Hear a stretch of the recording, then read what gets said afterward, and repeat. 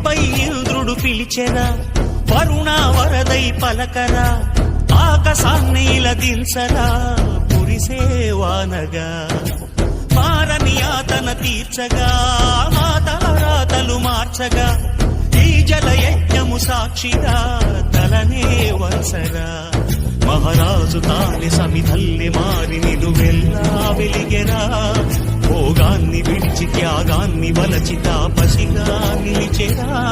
జనక్షేమమే తన సంకల్పముగా, తన ఊపిరి హోమజ్వాలలుగా,